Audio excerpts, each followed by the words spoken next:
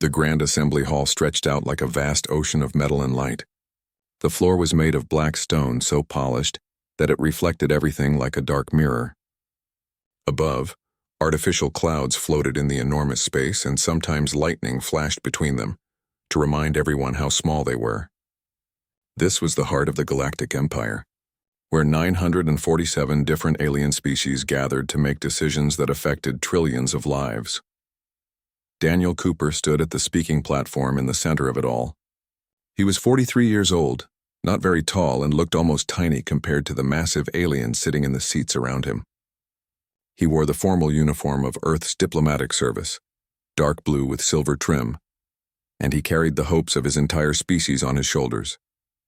Behind him sat 3 other humans. Karen Hughes was a military officer with sharp eyes who noticed everything. Dr. Peter Grant was a scientist who had helped make first contact with aliens possible. Commander Lisa Chen was the pilot of their ship, always ready to act if something went wrong. The Vrex Empire had ruled this part of space for 12,000 years. Their leader, High Chancellor Zekthar, looked like a giant metal insect, 9 feet tall with a body that seemed carved from living steel. The Vrex believed in rules and order above everything else. They thought emotions were weak and dangerous. Zekthar sat in his high seat, watching Daniel with eyes that showed no feeling at all. Daniel had been speaking for 17 minutes when he first felt dizzy. His hands gripped the edges of the platform harder, and his knuckles turned white from the pressure. Something was wrong. He had felt sick for the past 3 weeks ever since arriving at the assembly station. The medical tests showed nothing. Dr. Grant thought it might be the artificial gravity, which changed constantly to make different species comfortable. But Daniel knew this felt different. This felt worse. The human species brings to this empire not just our technology, Daniel said, trying to keep his voice steady even though his head was pounding. We bring our ability to adapt, our desire to explore, and our promise to work together with all different peoples. High in the shadows above, where the light barely reached, the Kelrath watched everything. The Kelrath looked like giant cats that walked on 2 legs. Their fur was midnight blue with silver stripes, and their amber eyes could see in almost total darkness. They were powerful and independent, never bowing to anyone. Unlike the Vrex, who ruled through force and endless rules, the Kelrath survived through intelligence and fighting only when necessary. 3 young Kelrath cubs sat together in the upper viewing area. Their names were Mora, Jax, and Kira. Kelrath believed that children should learn by watching and experiencing, not just sitting in classrooms. So the cubs came to important meetings like this to observe and learn. For weeks they had been studying humans as a school project. They chose humans because these newcomers reminded them of old stories about their own species. Stories from before the Kelrath learned to hide their feelings behind polite masks. Mora had silver markings that showed she came from a warrior family. Jax was small for his age but had unusually sharp, clever eyes. Kira was gentle and showed signs of becoming a healer. All 3 watched Daniel with great interest. They had seen him many times over the past weeks, walking through the station preparing for this moment. They liked him. He always smiled at them when their paths crossed. Daniel's vision started to blur at the edges. The words on his data screen seemed to swim and move. He had prepared this speech for 6 months. He knew every word by heart. But now his body was betraying him. His legs felt weak and strange. We understand the concerns some members have raised. Daniel pushed forward, swaying slightly on his feet. Our species is young, yes. We have known war. But we have also known peace. We have learned. High Chancellor Zekthar's mouth parts clicked together in what might have been impatience. The Vrex had made it very clear they thought humanity was not ready. Humans were too emotional, too chaotic, too unpredictable. The fact that humans had only learned to travel faster than light 70 years ago made them babies in galactic terms. Most species had thousands of years of history in space. Karen Hughes leaned forward in her seat. Her military training made her alert to danger, and she could tell something was wrong with Daniel. She had seen this before in soldiers who pushed themselves too hard, in pilots who flew too long without rest. Daniel was in trouble. Commander, she whispered urgently to Lisa. Something is wrong. Lisa was already moving, speaking quickly into her communication device to their ship, demanding an emergency medical transport beam to lock onto Daniel and pull him to safety. On the platform, Daniel felt his legs getting weaker. The huge hall seemed to tilt and spin. In his mind, he knew he had to finish. This was humanity's moment. Billions of people back on Earth and the colony worlds were watching this broadcast. He could not fail them. He would not fail them. "We ask only for the chance," he said, his voice dropping to barely more than a whisper, "to prove ourselves worthy of standing beside you, to show that humanity deserves its place among the stars." The three cubs in the upper gallery moved to the edge of their platform. Something was very wrong with the human. Mora's ears flattened against her head. Jax's tail moved rapidly back and forth with worry. Kira made a small sound of distress that her teacher immediately tried to silence with a stern look. Daniel's vision went dark at the edges, closing in like a tunnel. He gripped the platform tighter, but his hands were becoming numb. He could not feel them anymore. The last thing he remembered was the feeling of falling through empty air, the cold black floor rushing up to meet him, and somewhere in the distance, a sound he would not consciously remember later. It was the high, painful cry of Kelrath cubs in distress. The human ambassador collapsed. His body crumpled and fell to the floor of the most important political arena in the known galaxy. For one long moment, the entire assembly hall fell into shocked silence. Nobody moved. Nobody spoke. Then chaos erupted everywhere at once. Alarms started sounding. Security forces began moving. Delegates jumped to their feet. And high above, three small cubs began to howl with voices that would change everything. The sound that tore through the Grand Assembly Hall was unlike anything most species present had ever heard before. It started with one high note from Kira, the smallest cub. It was a cry of pure distress that went straight past thinking minds and hit directly at the emotional core of every living being who could hear it. Within seconds, Mora and Jax joined her. The three cubs howled together, their voices weaving into a pattern that was part warning, part grief, part demand for action. It was a sound from the ancient past of the Kelrath species, from before they had civilization, when cubs would call for help when their pack was in danger. The adult Kelrath in their delegation froze in place. Ambassador Teksha, the leader of the Kelrath group, felt all her fur stand up straight. The cubs were not supposed to make such sounds in public. This was a break in protocol so serious that it could get the Kelrath punished by the Empire. Yet she found she could not move, could not silence them. The howling triggered something deep and primal in her own biology, something that could not be ignored. Down on the assembly floor, Karen Hughes jumped over the barrier that separated the delegation area and ran toward Daniel's fallen body. The Vrex security forces, massive beings in powered armor, were already moving to stop her, but they seemed confused by the continuing howl from above. "Get the medical team now," Karen shouted, dropping to her knees beside Daniel. She checked his pulse and found it fast and weak. His skin was cold and covered in sweat. "He is going into shock." Dr. Peter Grant was right behind her with his medical kit already open. "Move aside, Lieutenant." "Daniel, can you hear me?" "Daniel, talk to me."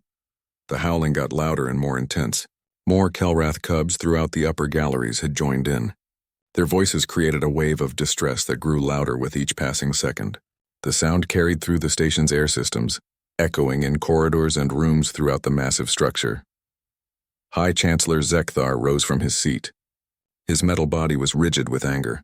"Silence those animals immediately," he commanded. His voice cut through the chaos with mechanical precision. "This assembly will come to order." But the cubs did not stop. They could not stop. The howling was pure instinct, triggered by watching what their young minds saw as a member of their pack dying in front of them. Weeks of studying humans, of learning about their species, their culture, their hopes and dreams, had created an emotional bond. Kelrath cubs were programmed by biology to protect their pack. Ambassador Teksha finally moved, climbing up to the platform where the cubs sat. But when she reached them, she did not silence them. Instead, she turned to face the entire assembly. Her amber eyes were blazing with something the Vrex had tried to remove from civilized species. It was righteous anger, pure and hot. "The cubs speak truth," she declared. Her voice carried over the howling. "One of their adopted pack lies dying, and this assembly stands in judgment rather than offering help." "The human is receiving medical attention," Zekthar responded coldly. "There is no need for this barbaric display. Control your young, Ambassador, or the Kelrath delegation will be removed from this chamber." Below them, Lisa Chen had managed to activate an emergency medical transport. A field of blue light surrounded Daniel as their ship tried to lock onto his body's signature to beam him up to safety. But the transport was having trouble getting a solid lock. The assembly hall's protective shields designed to prevent attacks and assassinations were blocking the beam. "I need them to drop the shields," Lisa shouted into her communicator. "He is dying and I cannot get a clean lock on him." Karen looked up at the Vrex security forces. "Drop your shields now." The lead security officer, a being whose name meant something like Enforcer Prime, looked at her with his many-faceted eyes. "Unauthorized transports are forbidden during assembly sessions. Protocol must be maintained." The howling of the cubs reached its highest point yet. Now it was not just the Kelrath young who were reacting. Other species with strong pack or family bonds began showing signs of distress too. The Canath delegates, a wolf-like species from the northern part of space, were on their feet adding their own calls to the sound. The Morith, beings who lived in water and communicated through song, joined in with haunting melodies that spoke of loss and sadness. The assembly hall, designed to be a place of order and rational discussion, had become a wild chorus of emotion. Ambassador Teksha walked down from the Cubs' platform and moved directly toward Zekthar's high seat. It was against all the rules to approach the High Chancellor without permission, but she no longer cared about rules. "My Cubs see clearly what your civilization has forgotten," she said. Her voice was low, but everyone could hear it in a brief moment of quiet. "They see a being in need and they demand action. Not debate, not procedure, action. You would let him die to preserve your precious order?" "We are not letting him die," Zekthar replied. "Medical personnel are attending to him.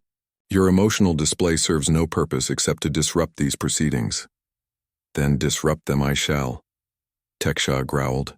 She raised her voice to address everyone. "The Kelrath delegation demands an immediate suspension of this assembly until the human ambassador receives proper care. We also demand a full investigation into why a diplomatic guest became ill while under the Empire's protection." Whispers spread through the chamber like fire. The Kelrath were not a major power, but they were respected. Their votes carried weight in certain groups. More importantly, they had just done something almost never heard of in the modern Empire. They had allowed emotion to override protocol. On the floor, Dr. Grant looked up from his work. His face showed desperation. "His blood pressure is dropping fast. I think there is some kind of poison in his system, but I cannot identify it. I need a full medical facility, not just this field kit." Karen turned back to the Vrex security officer. "If he dies because you refuse to drop the shields, the Kelrath will not be the only species calling for answers. Humanity will want to know why the Empire let their ambassador die on the assembly floor." The Vrex officer's mouth parts clicked together in what might have been uncertainty. He had protocols to follow, but he also understood politics. A dead human ambassador would create problems far beyond this single meeting. Above them, the cubs continued their howling. Now their voices were being joined by adult Kelrath throughout the entire station. The sound carried through communication channels and was broadcast across space. On the Kelrath homeworld, billions of citizens heard the distress call of their young and responded with their own voices, creating a wave of emotion that rippled across light years. The Empire, built on order and logic, found itself facing something it had spent thousands of years trying to suppress. It was the raw, undeniable power of instinctive compassion. High Chancellor Zekthar remained completely still for exactly 7 seconds. His mechanical mind calculated options, consequences, and political implications. Finally, he spoke a single word: "Proceed." The shields dropped. Lisa's transport beam locked onto Daniel's body signature, and in a shimmer of blue light, the fallen ambassador vanished. He was transported directly to the Unity's Hope Medical Bay, but the howling did not stop. The cubs had achieved their immediate goal, but their distress remained. The human who had represented his species with dignity had fallen, and they did not know if he would survive. In the medical bay of the Unity's Hope, Dr. Grant and the ship's medical computer began a desperate fight to save Daniel Cooper's life. In the Grand Assembly Hall, the Kelrath cubs continued to howl, and the Empire was forced to listen.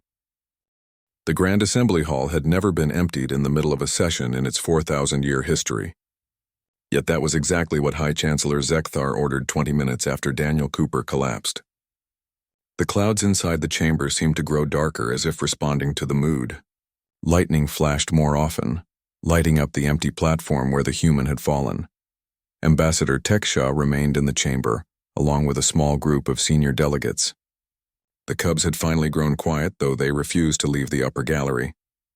They maintained their watch with an intensity that made even experienced diplomats uncomfortable. Mora sat with her tail wrapped around Jax and Kira. All three pairs of amber eyes stayed fixed on the human delegation box where Karen Hughes coordinated with their ship. "His condition has stabilized," Karen reported. Her hand pressed against her earpiece as she listened to updates. Dr. Grant identified the problem. It is a synthetic compound, something designed to target human body chemistry. Specifically, the word hung in the air like a weapon, poison, assassination. The implications were staggering and terrible. Zekthar's metal body seemed to grow even more rigid. Impossible. Security screening on this station is absolute. No weapons, no toxins, no harmful substances can pass through our scanners. And yet, Tekshaw said softly but dangerously, the human ambassador lies in a medical bay with his system contaminated by something that nearly killed him. Your absolute security has failed, High Chancellor. A new figure entered the chamber, moving with the smooth grace of someone who had spent decades navigating political dangers. Ambassador Lyra Venn of the Scythian Confederation was tall and thin, with skin that shifted colors based on her emotions. Right now it showed patterns of deep concern, purple worry mixed with red anger. "I have reviewed the medical data the humans shared," she said without wasting time on greetings. "The compound in Ambassador Cooper's system is not natural. It is engineered, sophisticated, and designed with deep knowledge of human biology. This was no accident." "You suggest deliberate poisoning?" Zekthar demanded. "During an assembly session? The political consequences would be exactly as intended, I suspect," Lyra interrupted. "Think about what we witnessed. A human ambassador collapses while making his species' case for membership. It makes humanity appear weak and unreliable. It disrupts the proceedings, and it sends a clear message to any other young species considering application. The Empire is not safe." Karen's eyes narrowed with anger. "You are saying someone wanted to sabotage our application. Or they wanted to demonstrate the Empire's vulnerability," Lyra continued. "Or both. There are species in this assembly who oppose human membership. The Vrex themselves have been vocal about considering humanity too immature, too emotional." Zekthar's mouth parts clacked sharply together. "The Vrex do not resort to poison and tricks. We are direct in our oppositions. If we do not wish humanity to join the Empire, we vote against them. We do not attempt murder." "Then who?" Tekshaw asked, though her tone suggested she already knew the answer was not simple. In the upper gallery, the Cubs stirred. Jax, the smallest, made a soft chirping sound that caught Mora's attention. He was pointing with one clawed finger toward a section of the chamber that had been occupied by the Zoltan delegation. The Zoltan were a reptilian species known for their skill with biochemistry and their neutrality in most political matters. Mora's ears perked up with interest. During the weeks of observation, the Cubs had been everywhere in the assembly complex. Their presence was tolerated because Kelrath tradition demanded Cubs learn through experience. They had seen things that adults focused on political maneuvering might have missed. Teksha noticed her young charges becoming agitated. She climbed to their platform and knelt down to bring herself to their eye level. "What is it, little ones?" "What did you see?" Kira spoke first. Her voice was small but clear, the blue-scaled one from the Zoltan. "He met with the human ambassador 4 days ago in the observation garden. He gave him something to drink. A courtesy refreshment," Mora added. Her tail lashed back and forth with agitation. "We thought nothing of it then. But we watched the blue-scaled one's scent markers change. He smelled of deception and satisfaction." Jax nodded hard. "And we saw him again yesterday, meeting with a Vrex in the lower maintenance levels. They did not know we were above them in the air ducts. The Cubs had been playing and exploring as young ones do, but their sharp senses and natural curiosity had led them to witness something significant." Tekshaw felt pride surge through her, followed immediately by cold dread. If the Cubs were right, this was not a simple matter of one species opposing another's membership. This was a conspiracy that crossed species lines and reached into the Vrex themselves. She returned to the main floor and shared what the Cubs had reported. Zekthar's response was immediate and decisive. Whatever his flaws, he valued order above all else, and this conspiracy threatened the fundamental structure of the Empire. "Find the Zoltan biochemist," he commanded the security forces. and identify which Vrex met with him. This will be investigated thoroughly, but Lyra Venn raised a hand. Carefully, High Chancellor. If this conspiracy goes as deep as I suspect, moving too quickly could alert others involved. We need to understand the full scope before we act. Over the next 6 hours, a strange alliance formed in the Grand Assembly Hall. The Kelrath, the Scythians, and surprisingly, the Vrex security forces worked together to piece together the plot. The Cubs proved invaluable. Their observations provided threads that, when pulled, began to unravel a web of conspiracy. The Zoltan biochemist, whose name was Skaral, had indeed provided Daniel with a drink in the observation garden. Analysis of similar compounds in his laboratory revealed a delayed action poison, one that would not cause immediate symptoms, but would build up over days until, causing a dramatic collapse. The Vrex that Iskaral had met with was not a high-ranking official but a mid-level administrator named Vextor. He was responsible for scheduling and protocol. He had made sure that Daniel's speech would occur at a specific time, when maximum delegates would be present to witness his collapse. But the conspiracy went deeper still. Financial records, carefully traced by Scythian intelligence officers who had been quietly monitoring various factions, revealed payments from a shell corporation tied to the Krokan Dominion. The Krokans were an old established species who had long benefited from the current power structure of the Empire. A wave of new dynamic species being admitted to full membership would threaten their influence and power. They chose humanity as their demonstration, Lyra explained, as the evidence accumulated. You are high profile. Your admission has been controversial and your species is known for forming emotional bonds quickly. They calculated that poisoning your ambassador would either cause humanity to withdraw its application in anger, or would demonstrate to other young species that the Empire cannot protect them. They did not account for one variable, Teksha said, glancing up at the Cubs who still maintained their watch. They did not account for compassion, for the bonds that form not through treaties and negotiations, but through simple observation and fellow feeling. My Cubs saw Daniel Cooper not as a political figure but as a person, and when he fell they responded as Kelrath Young always have. They called for help. Karen Hughes, who had been listening while simultaneously coordinating Daniel's treatment, spoke up. How is he really doing? Teksha asked gently. Dr. Grant says he will survive. Full recovery expected within a week. The poison was strong but not quite lethal, probably by design. They wanted him to collapse dramatically, not die immediately. Death would have caused a different kind of reaction, demanded a different investigation.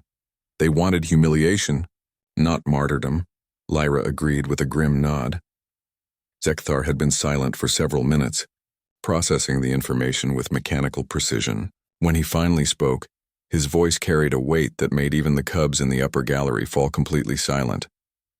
This conspiracy has struck at the heart of what the Empire claims to be. We say we are a civilization of law, of order, of protection for all member species. Yet we have allowed poison to be given to a diplomatic guest. We have allowed our own protocols to be twisted. We have allowed fear and self-interest to nearly cause murder in our most sacred space. He turned to face Teksha directly. Ambassador, your Cubs did what our security systems could not. They saw truth where we saw only politics. They responded with their hearts where we would have responded with procedure. I have spent my life believing that emotion is weakness, that order is everything. Today, I have learned I was wrong. The medical bay of the Unity's Hope was a small space compared to the grand facilities of Empire stations, but it was equipped with the best human medical technology available. Daniel Cooper lay in a special bed surrounded by screens showing his vital signs in steady, reassuring rhythms.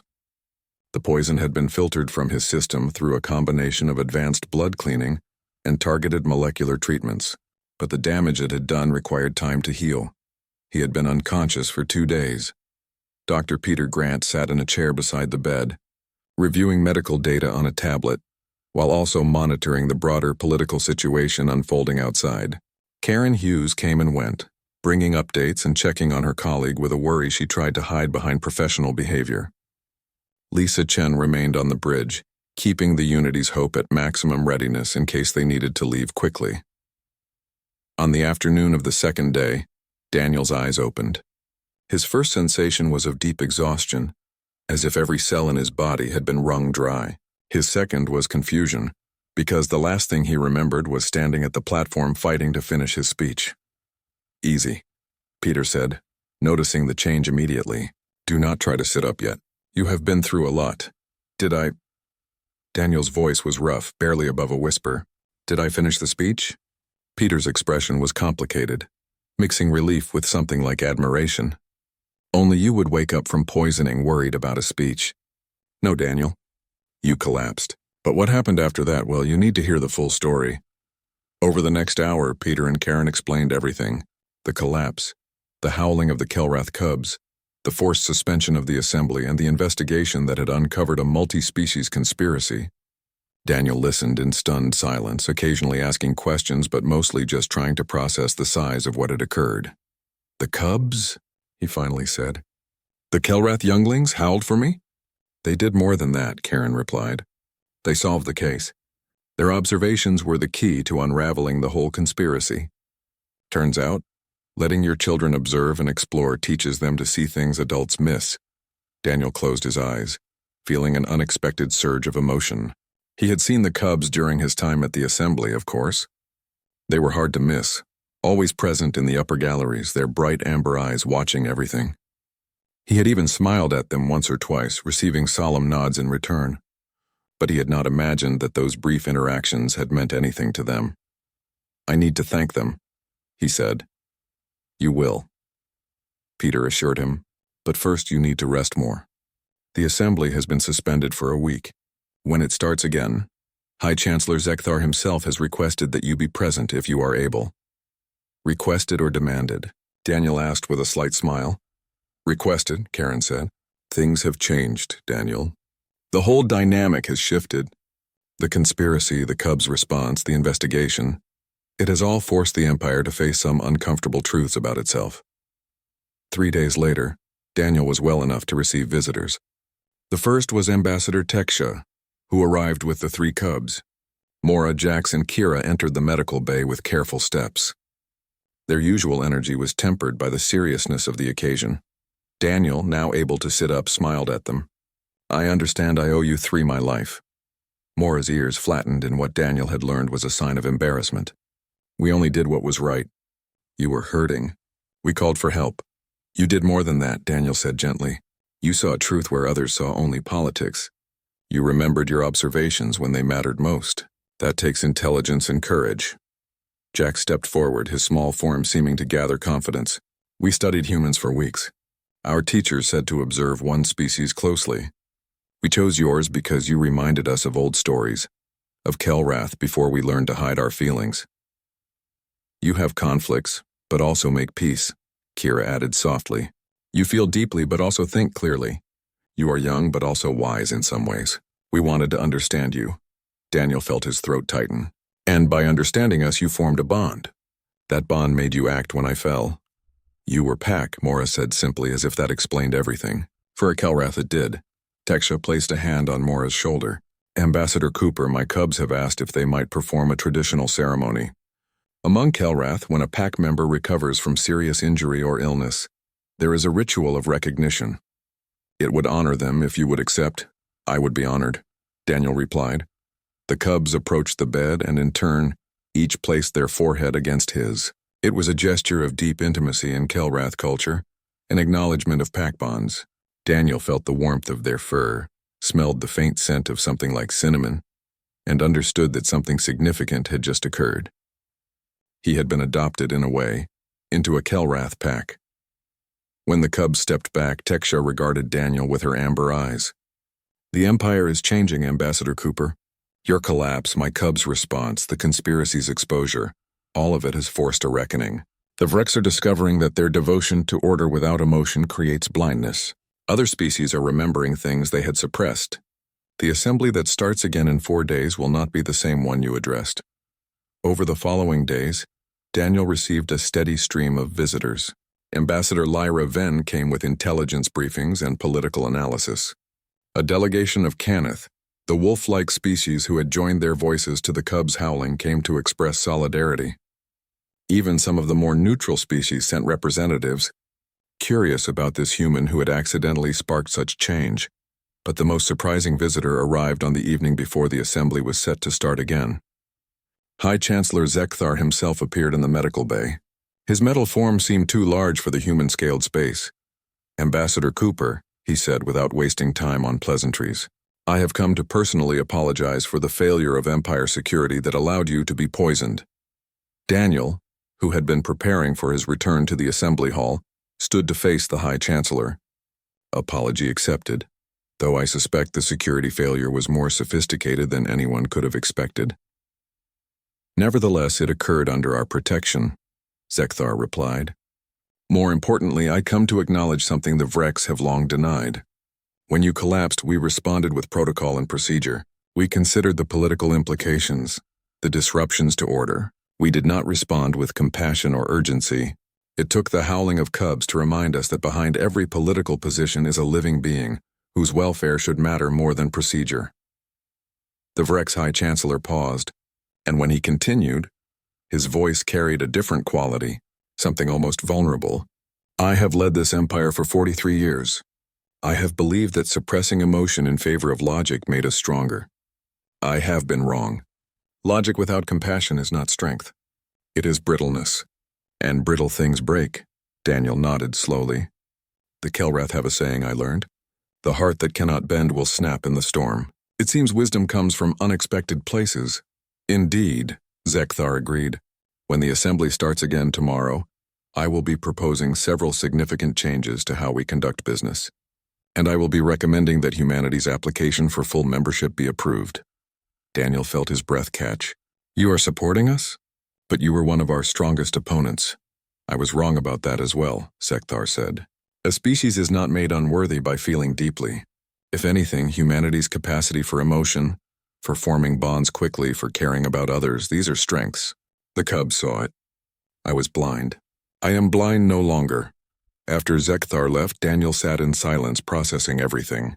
In a way, his collapse had accomplished more than his speech ever could have. It had revealed the Empire's flaws, exposed a conspiracy, and sparked a conversation about the balance between order and emotion that the galaxy apparently needed to have. Tomorrow, he would return to the Grand Assembly Hall. Tomorrow he would complete what he had started, but he would not do so alone. The Grand Assembly Hall had never looked the same to those who entered it on the day it opened again. Physically, nothing had changed. The black stone floors still gleamed like mirrors. The artificial clouds still floated beneath the high ceilings, and the tiered seating still held 947 different alien species in all their varied forms. But something fundamental had shifted in the atmosphere, as if the very air had been rearranged by the events of the previous week. Daniel Cooper walked to the central platform with steady steps, though Dr. Grant shadowed him closely, medical scanners quietly monitoring his condition. The human delegation had grown. In addition to Karen Hughes, Peter Grant, and Lisa Chen, they had been joined by representatives from Earth's various cultural regions, all of whom had arrived on emergency transport when news of the poisoning reached home. But it was not the human delegation that drew the most attention as Daniel took his position. It was the 3 Kelrath cubs who sat in a place of honor in the front tier, normally reserved for senior ambassadors of major powers. Mora, Jax, and Kira sat with perfect stillness. Their amber eyes were fixed on Daniel with protective intensity. High Chancellor Zekthar called the assembly to order. His voice still carried mechanical precision, but there was something new in his tone, a quality that those who knew Vrek's communication recognized as deliberate emotional expression. "This assembly reopens under extraordinary circumstances," he began. "We have experienced a breach of security, an attack on a diplomatic guest, and a conspiracy that reached into multiple species and levels of our government. More significantly, we have experienced a crisis of values. We have been forced to confront what we claim to be versus what we have become." Whispers rippled through the chamber. This was not the typical procedural opening. Before we resume the matter that was interrupted, the application of humanity for full Empire membership, I will speak plainly about what has been discovered and what it means. Over the next 20 minutes, Zekthar laid out the full scope of the conspiracy. Names were named, evidence was presented, and the political motivations were explained with brutal honesty. The Krokan delegation sat in rigid silence as their role in attempting to manipulate the assembly through assassination was exposed. 12 individuals have been arrested, Zekthar concluded. They will face trial under Empire law. But their conspiracy succeeded in one way they did not intend. They revealed weaknesses in our systems, our values, and our assumptions about civilization. He turned to face the Kelrath delegation directly. When Ambassador Cooper collapsed, I ordered medical assistance. I followed protocol, but I did not act with urgency. I did not prioritize a being's welfare over political procedure. It took the howling of cubs to remind this assembly of a fundamental truth.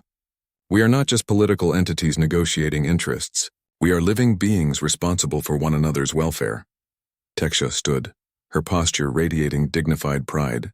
High Chancellor, my cubs acted on instinct and training.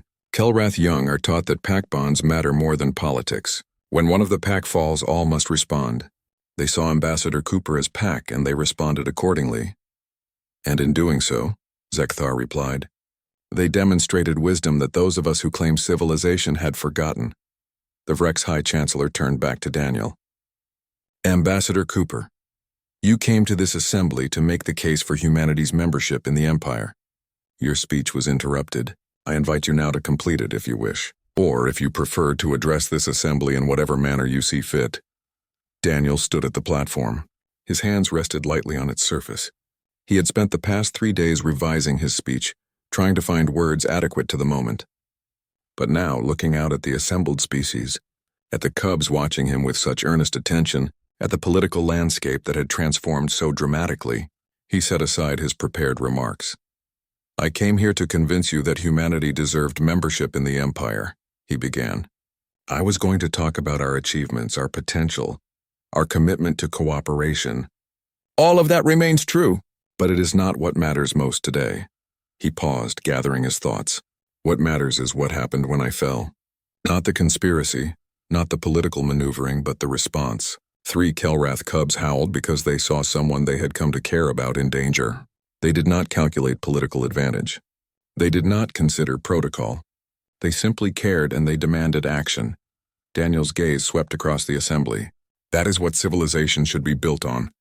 Not just law and order, though those matter, not just logic and efficiency, though those have value, but on the fundamental recognition that we are all living beings capable of suffering, capable of caring, and responsible for one another's welfare. A Scythian delegate rose, his skin displaying patterns of thoughtful agreement. The human speaks wisdom. We have spent thousands of years building systems and structures. Perhaps we have forgotten why we build them. A Canath representative, her lupine features serious, added her voice. My people joined our howls to those of the Kelrath cubs. We did so because we recognized the truth of their call. When one falls, all must respond. This is not weakness. This is strength. More voices joined, species from across the political spectrum expressing similar thoughts. The conspiracy's exposure had done something unexpected. It had created a moment of collective reflection, a pause in the endless political maneuvering to ask fundamental questions about values and purpose. Daniel continued, his voice growing stronger. Humanity is young. We make mistakes. We are emotional, passionate, sometimes irrational, but we also care deeply. We form bonds. We help those in need, even when it is not strategically smart. If you admit us to this empire, you will gain a species that will challenge your assumptions, that will push for change when change is needed, and that will stand beside you not just in treaties but in true fellowship. He turned to face the cubs directly. Mora, Jax, Kira. Thank you for seeing me not as a political figure but as a person. Thank you for howling when I needed help. You saved my life, but you also saved something more important. You reminded an entire civilization of its heart. The cubs responded in the traditional Kelrath manner, standing and placing their right hands over their hearts in a gesture of recognition and bond. Throughout the upper galleries, adult Kelrath did the same. The gesture rippled outward as other species adopted it, each in their own way expressing solidarity. High Chancellor Zekthar allowed the moment to extend, then called for order. The matter before this assembly is the application of humanity for full membership in the Galactic Empire. In light of recent events and in recognition of what this species represents, I call for an immediate vote. The voting process in the Grand Assembly was complex, involving weighted calculations based on species size, length of membership, and various political factors. But the fundamental question was simple. Should humanity be admitted as a full member? The vote took 17 minutes. When the final tally appeared on the screens throughout the chamber, even Daniel, who had dared to hope, felt shock. 891 in favor. 43 opposed. 13 abstentions. It was one of the most lopsided votes in Assembly history. Zekthar's mouth parts clacked in what Daniel had learned to recognize as satisfaction. The application is approved. Humanity is hereby granted full membership in the Galactic Empire, with all rights, responsibilities, and privileges. Ambassador Cooper, welcome. The chamber erupted not in the polite acknowledgement typical of Assembly proceedings, but in genuine celebration. Species that normally maintained strict diplomatic distance were cheering, calling out in languages human translators struggled to process, expressing joy in ways that went beyond words. Karen Hughes, watching from the delegation box, felt tears streaming down her face. Lisa Chen was grinning so widely her face hurt. Peter Grant simply sat, stunned, as the size of what had just occurred washed over him. But Daniel's attention was drawn to the Cubs. Maura, Jax, and Kira had left their seats and were making their way down to the assembly floor, weaving between delegates with practiced grace. When they reached the platform, Daniel stepped down to meet them at their level. "You did it," Maura said, her tail swishing with excitement. "You made them see?" "We did it together," Daniel replied. "You howled, I spoke. The Empire listened. That is how civilization should work." Ambassador Teksha joined them, along with Lyra Ven and, surprisingly, Zekthar himself. The group stood together in a moment that would later be captured in countless historical images. A human, a Vrex, a Scythian, a Kelrath adult, and 3 Cubs, representatives of different species and beliefs united by a shared experience. As the celebration continued, as species began the process of welcoming humanity formally into the Empire's structures, as political analysts started their endless discussion of what it all meant, the Cubs maintained their position near Daniel. In the weeks and months that followed, as humanity established its formal presence in the Empire, the story of the Assembly would be told and retold. It would become a teaching tale, a reminder of values that should never be forgotten. The story of when the human collapsed mid-speech, when the Cubs howled, and when the Empire was forced to stop and remember.